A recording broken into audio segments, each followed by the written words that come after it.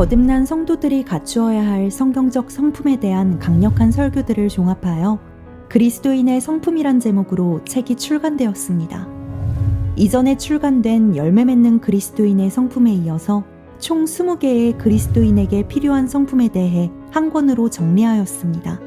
이 책은 하나님께서 원하시는 그리스도인의 성품으로 살아갈 수 있도록 여러분을 인도해 드릴 것입니다. 이 책을 통해서 말씀으로 도전을 받고 변화된 삶을 경험하시기 바랍니다.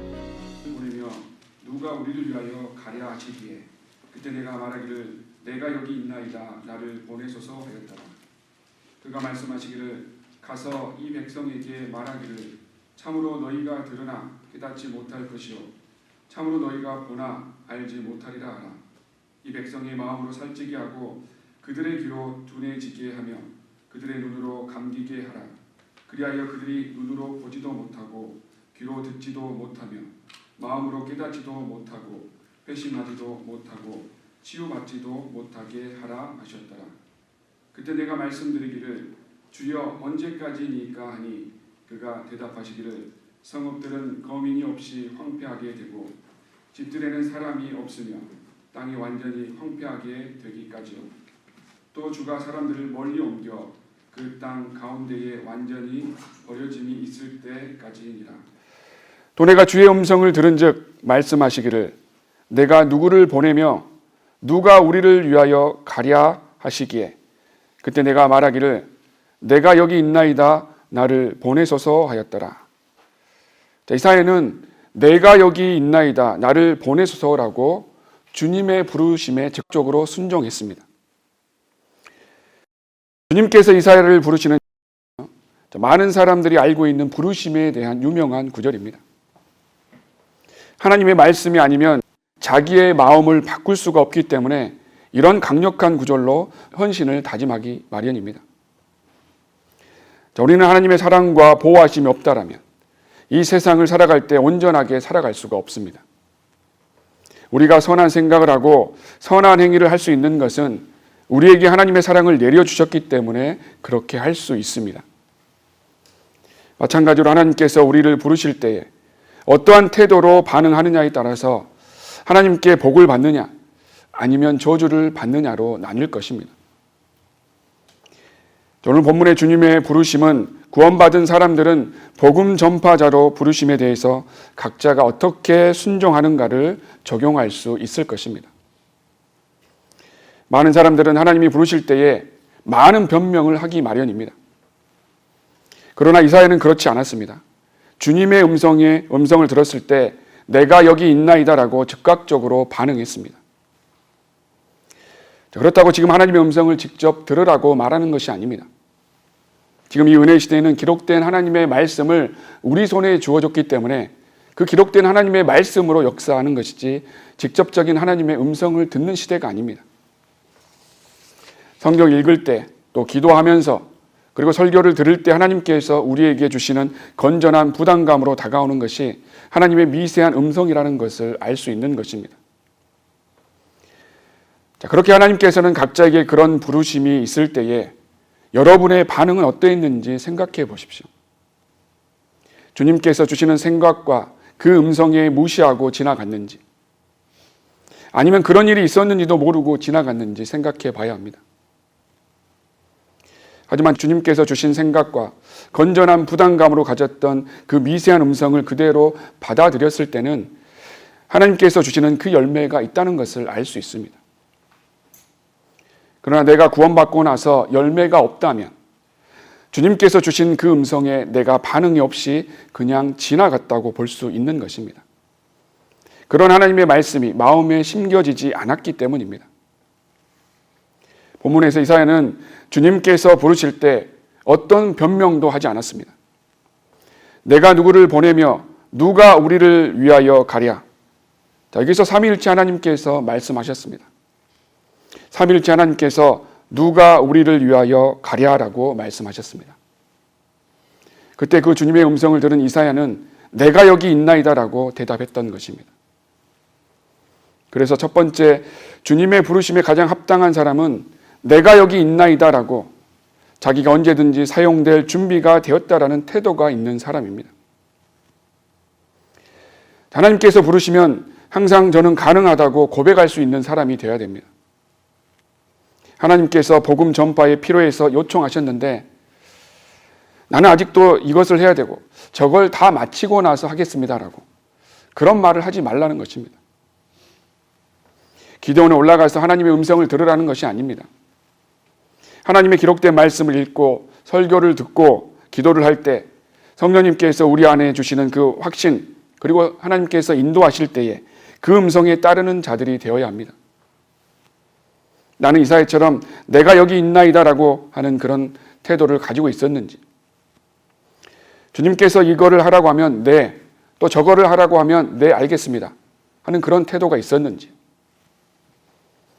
지금은 살기 너무 바쁘다고, 아니면 이 일은 저 사람이 해야 될 것 같다라고 그런 하나님의 부르심을 무시하면서 살지는 않았는지, 또 하나님께서 부르실 때 저는 그런 재능이 없어서 못하겠다고 하는 그런 태도가 아니었는지, 모세도 하나님께서 부르실 때 나는 말을 잘 못한다고 했습니다. 예레미야도 하나님께서 내가 너를 태에서부터 나오기 전부터 선지자로 정해 놓았다라고 말씀하셨는데요. 주 하나님이여 보소서 나는 아이라서 말할 수 없나이다.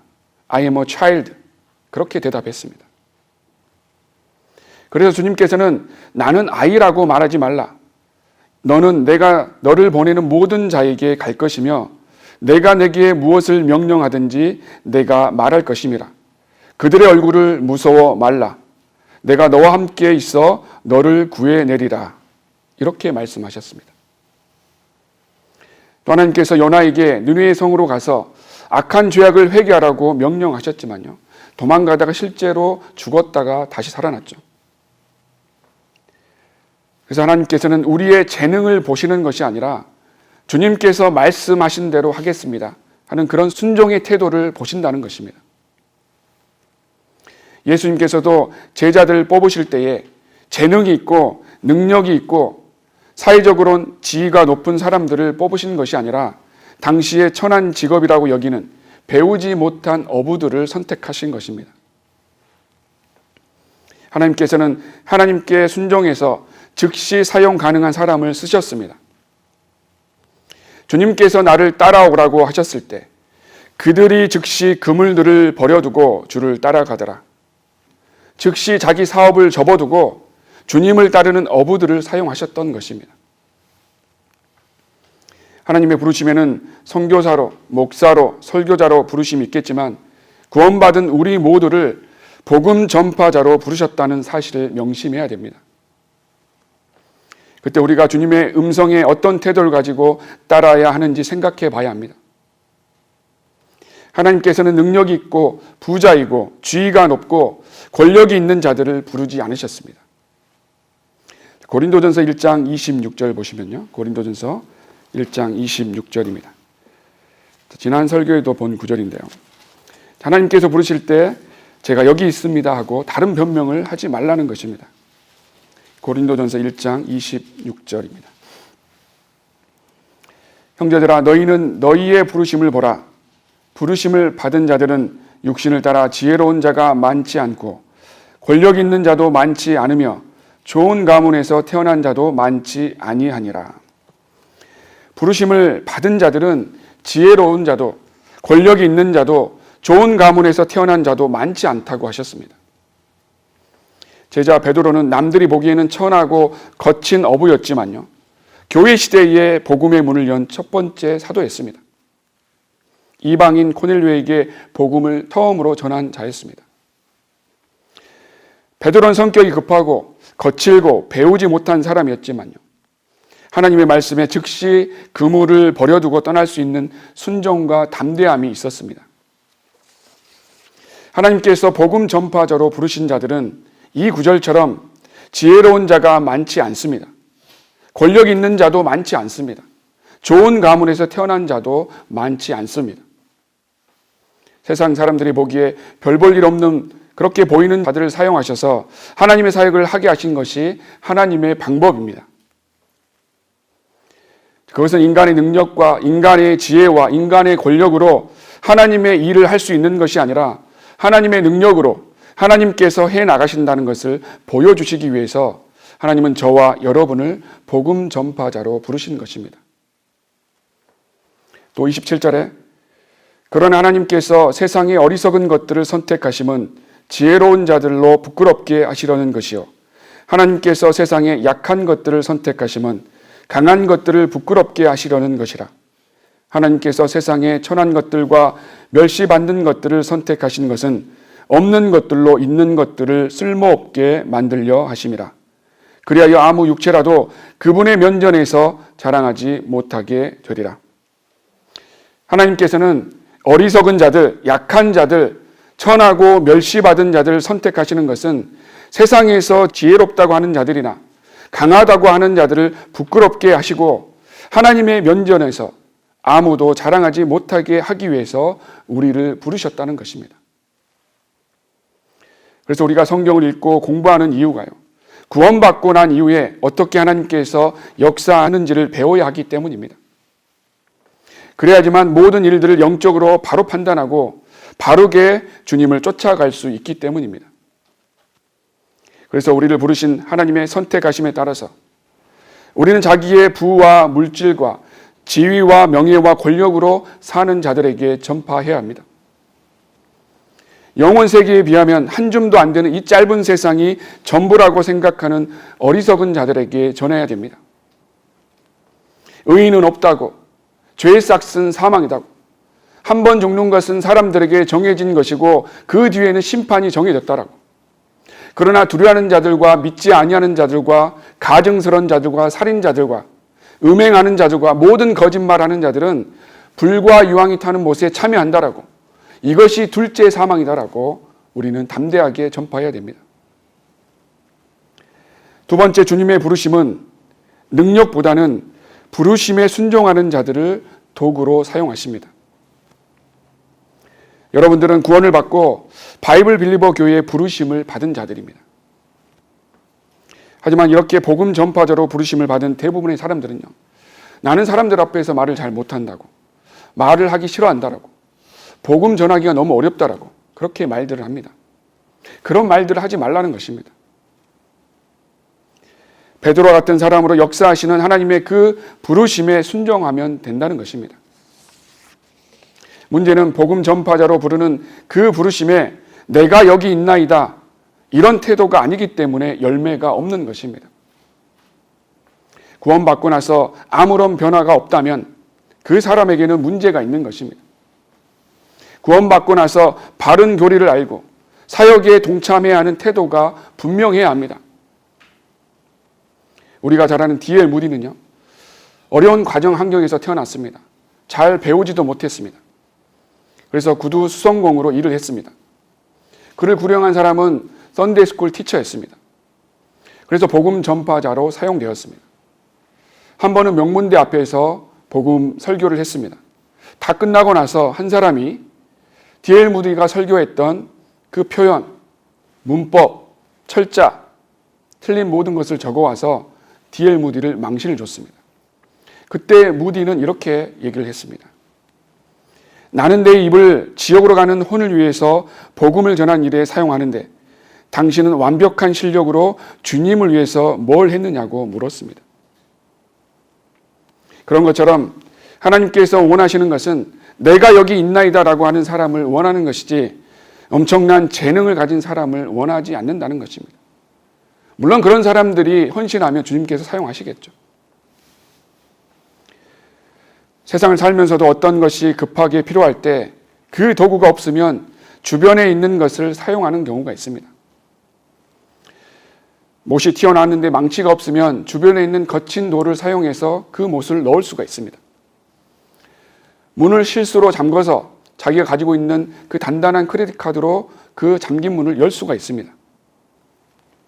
시간을 들여서 망치를 사오고 열쇠업자를 불러오는 것이 아니라 하나님께서는 하나님의 때와 하나님의 방법으로 그 사역을 해 나가신다는 것입니다. 즉 하나님께서는 그 일에 딱 맞는 능력이 있는 자를 사용하시는 것이 아니라 그 일에 순종해서 내가 여기 있나이다 그렇게 순종하는 사람을 부르시고 사용하신다는 것입니다. 자, 문제는 타이밍입니다. 망치를 사오고 열쇠업자가 오고 하면 이미 때는 늦은 것입니다. 시간을 다툴 때에 꼭 필요한 때에 사용되는 여러분이 되어야 됩니다. 그것이 복음 전파자로 바이블 빌리버 모임의 멤버로서 거친 돌이지만 주님의 부르심에 순종했을 때는 하나님께서 사용하시고 열매를 주십니다. 하나님의 부르심에 나는 재능이 없고 나는 아무것도 할 수 없고 내가 어떻게 복음을 전할 수 있을까 하는 그런 생각을 하지 말라는 것입니다. 하나님께서는 완벽한 사람을 사용해서 그렇게 역사하시는 분이 아닙니다. 우리 바이블 빌리버들은 누구나가 하나님께서 복음 전파자로 부르셨습니다.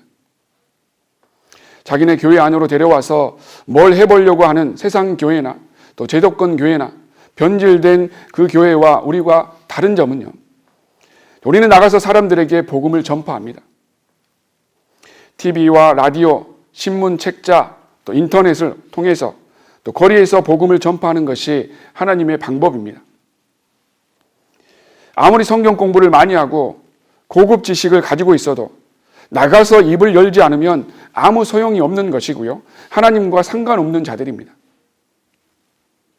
거친 돌이 되어서라도 주님께 도구로 쓰임받는 자가 복이 있는 것입니다. 베드로, 안드레, 요한, 야곱, 빌립은요, 어부였습니다. 그 어부로서 예수 그리스도를 증거하는 위대한 복음 전파자들이 되었던 것입니다. 나는 할 수 없습니다. 그런 태도를 갖지 말라는 것입니다.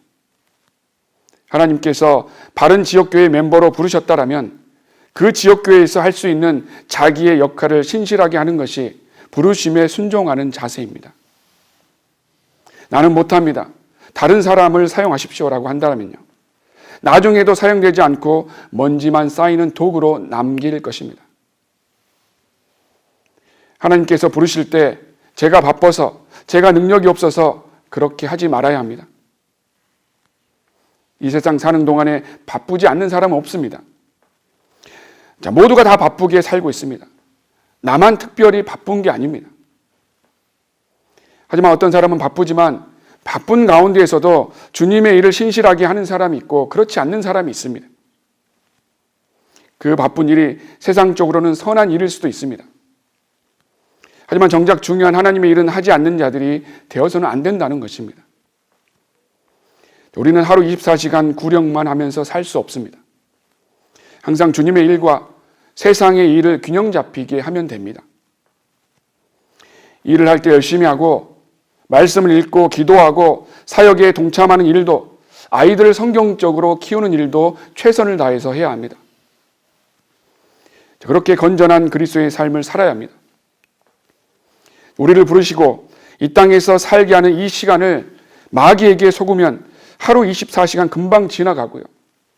그러다 보면 주를 위해서 단 한 시간도 제대로 드리지 못하고 일주일도 금방 지나가는 경우가 많을 것입니다. 자기만 다른 사람보다 더 바쁘게 산다고 말을 하는 사람도 하나님 앞에서 죄를 짓고 있는 것입니다. 복음 전파의 부르심을 받은 성도라면 주를 위해서도 그 도구로 사용되어야 하는데요, 세상 일에 더 바쁘게 시간을 쓰고 있다면 어리석은 자이고요, 주님을 위해서 시간을 들이지 않는 악한 자입니다. 그런 자들은 말은 주님을 위해서 산다고 하지만요, 위선자이고요, 자기만을 위해서 살아가는 이기적인 자입니다. 다른 사람보다 바쁜 환경을 만들어가는 어리석은 자가 되지 말아야 합니다. 그런 삶을 살아가고 있다면 그런 바쁜 환경에서 나올 수 있도록, 환경이 바뀔 수 있도록 기도해야 할 것입니다. 물론 하나님께서는 게으르지 않고 바쁘게 자기 일에 최선을 다하는 자들을 사용하십니다. 그러나 하나님께서 사용하시는 자들은 바쁘지만 주를 위해서 시간을 들이고 주님께 헌신하는 자들을 사용하신다는 것입니다. 하나님은 게으른 자들 뽑지 않으십니다. 하나님은 세상 일도 주의 일도 게으른 자들 선택하지 않으십니다. 그런 태도가 있다면 바꿔야 합니다. 세상 사람들은 안락하고 편안하게 살기를 원하지만요, 우리는 고난과 멸시와 박해를 당하는 삶을 그렇게 사는 것을 당연하게 여겨야 합니다. 우리는 영원 세계에서 영원한 부를 가지고 살 수 있기 때문에 잠시 받는 고난을 어렵게 생각하거나 피해 가려고 하지 않아도 됩니다. 그것을 바라보면서 소망을 가지고 살면 됩니다. 자기의 인생을 계획한 대로 다 이루면서 사는 사람은 없습니다. 구원받지 않는 사람들은 눈에 보이지 않는 마귀를 쫓아서 현재 사는 세상이 끝이라고 생각하면서 살 것입니다. 구원받은 성도들은 눈에 보이지 않는 하나님과 영원을 소망하면서 사는 것입니다.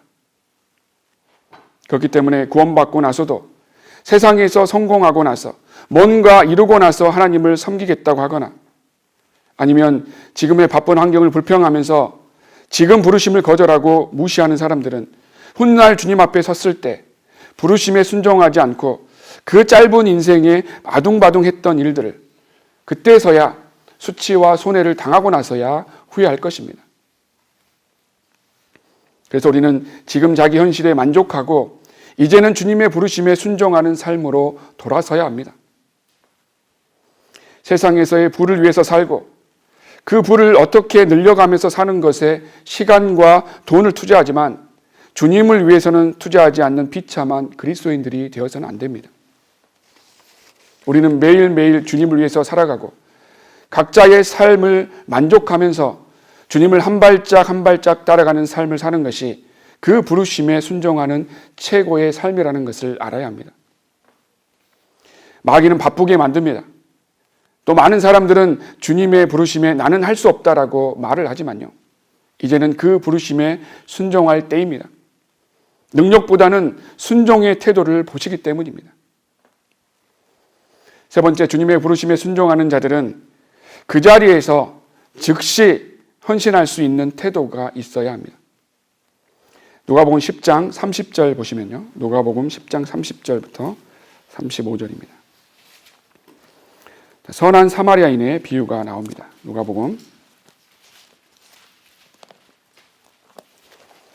10장 30절. 누가복음 10장 30절. 예수께서 대답하여 말씀하시기를 어떤 사람이 예루살렘에서 여리고로 내려가다가 강도들을 만났는데 그들이 그의 옷을 벗기고 상처를 입히고 반쯤 죽은 채로 버려두고 갔느니라.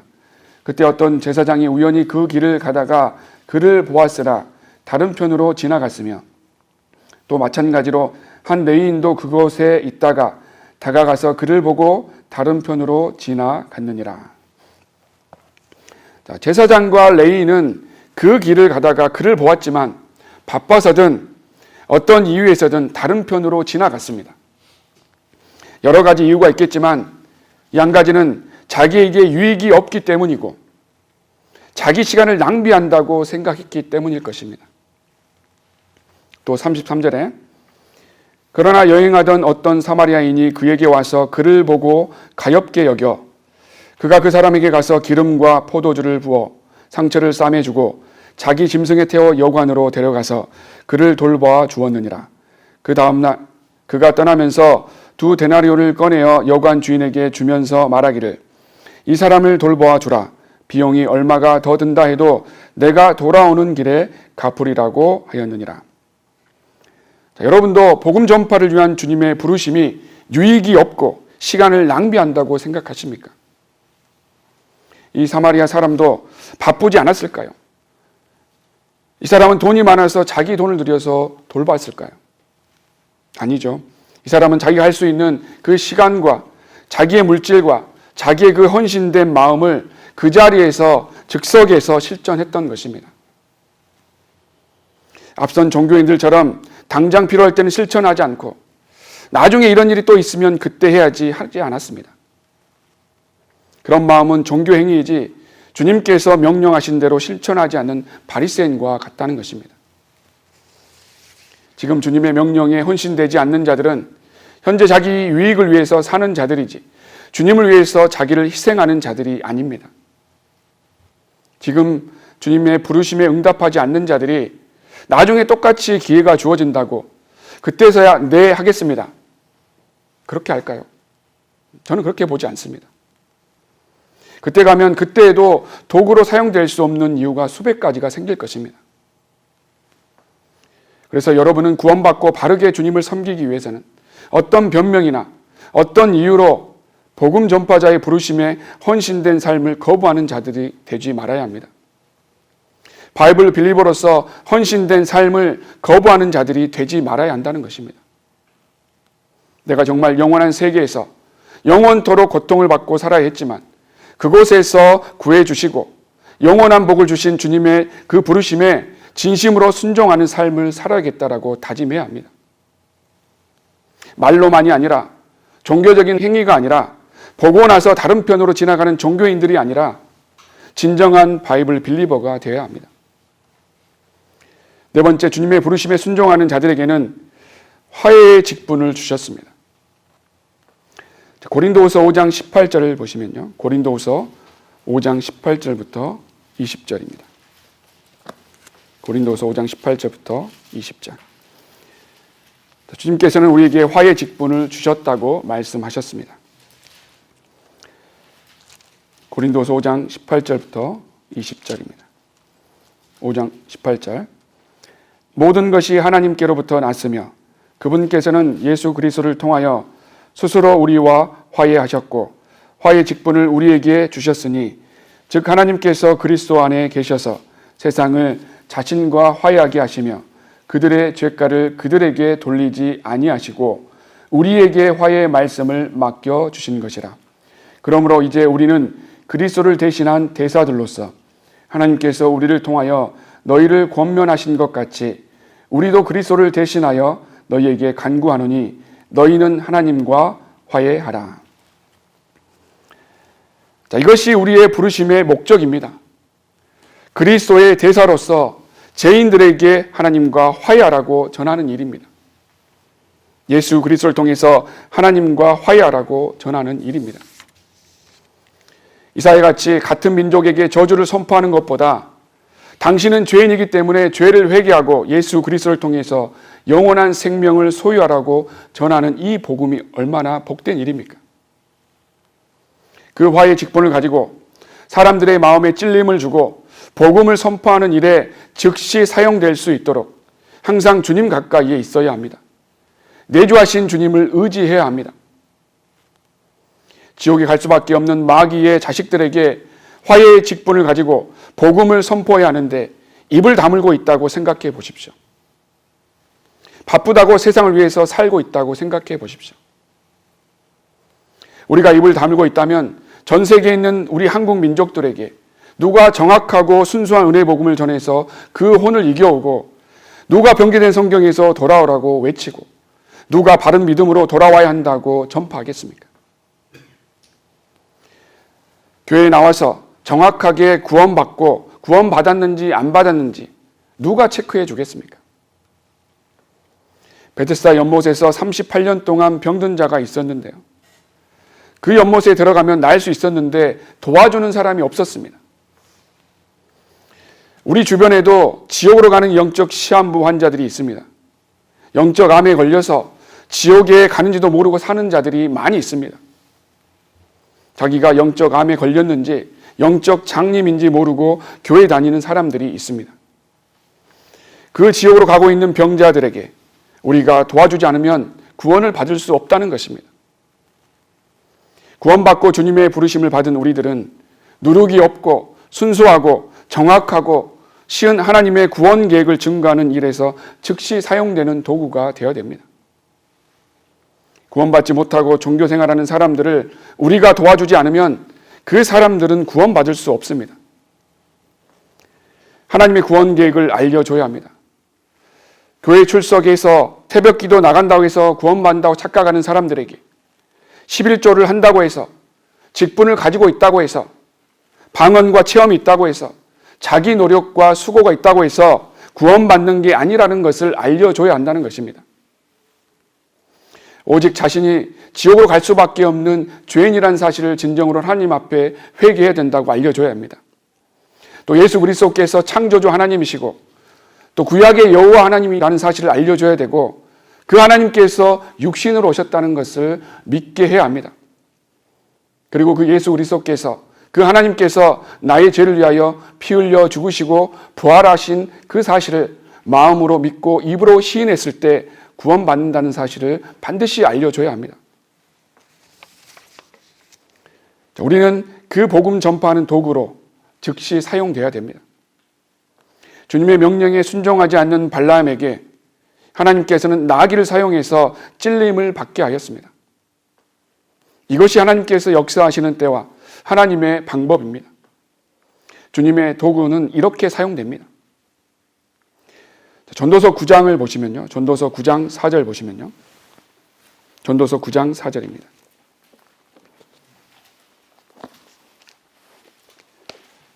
전도서 9장 4절. 여러분들은 주변에 있는 사람들에게 얼마나 복음을 전하고 있습니까? 전도서 9장 4절입니다. 9장 4절. 살아있는 모든 자에게 참여하는 자에게는 소망이 있나니 이는 살아있는 개가 죽은 사자보다 나음이라. 살아있는 개가 죽은 사자보다 낫다고 하셨습니다. 현재 우리는 죽어있는 D.L. 무디보다 낫다는 것입니다. 그것은 지금 우리는 복음을 전할 수 있기 때문입니다. 우리는 지금 살아있기에 복음을 전할 수 있고 주님의 부르심의 도구로 사용될 수 있음을 감사해야 합니다. 지금 살아있음에도 불구하고 그 기회를 사용하지 않는 것처럼 어리석은 일은 없을 것입니다.